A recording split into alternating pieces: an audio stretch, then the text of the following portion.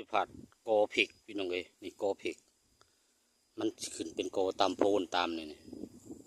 โกผิกคือเห็นแต่ข้าวไปเลี้ยงงัวเลี้ยงควายอยู่โคกนะทุกคนเนาะคิดฮอดอดีตว่ะแต่ข้าวยังหน่อย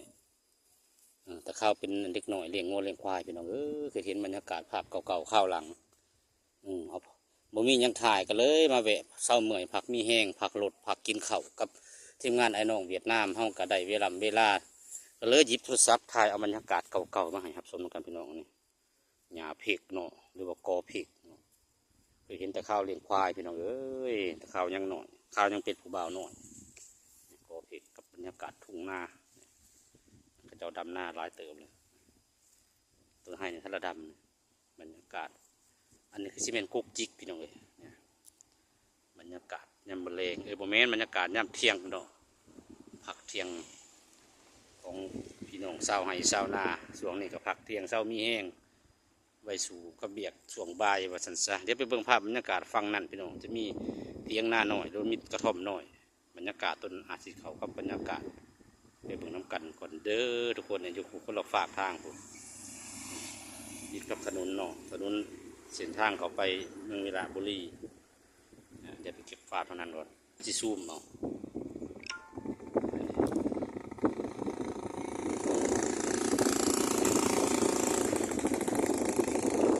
แปลงนานในน้อยสองฝากขางกระท่อมน้อยบรรยากาศเก่าๆมาให้เบิ่งน้ำกันทุกคนเลยหน่อยซ้ายลมเย็นว่าสันซะเถียงหน้าน้อยทั้งผมสองเถียงกระท่อมน้อยปลายหน้ากำลังพักเที่ยงซุ่มเซลกันกินข้าวเที่ยงบรรยากาศบ้านไห้บ้านนาพี่น้องเลยกสิปประมาณนี้หาสุกใสที่จะเทียบเท่าบ้านนา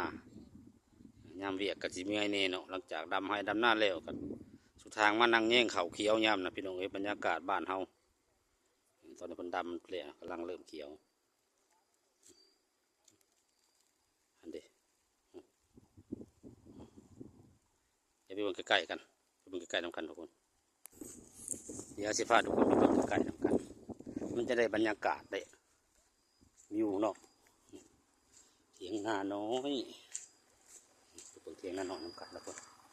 นี่ตอนเขากำลังมาให้มานาเด้อทุกคนเด้อเขากำลังปาหนากำลังงามโอ้ขักเลยบรรยากาศสุดยอดเลยไปเบิ่งน้ำกัดมาเบิ่งนาสิมานาเด้อคนเลยเป็นเถียงนาน้อยมีหมอนพร้อมตะนอนเย็นเถอะวะหลังจากพักรถเขามานั่งเด้มาหอดเทียงนานคักเลยโอ้ปตะนั่งนอนเลยเจ๋วเลยเซลฟี่คักเลยประมาณนี้ไอ้น้องเขายังไปอยู่เจ๋วขนาดเลยเทียงนามีมอนพร้อมปตะนอนเว้นทุกคนเลยคักเลย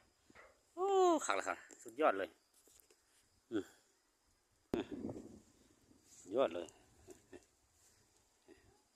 เถียงนาน้อยคอยสาวบันไดก็ได้คลาสสิกขนาดเลยบันไดขึ้น3 ขั้นเยอะนอนเย็นพักแรกอันนี้เอาละบรรยากาศโอ้ยนานอนเว้นแท้ทุกคนเลยกุ๊กยิกโอ้ยอดอ้าวเจ้าน้อยมาเลยบ้านนี้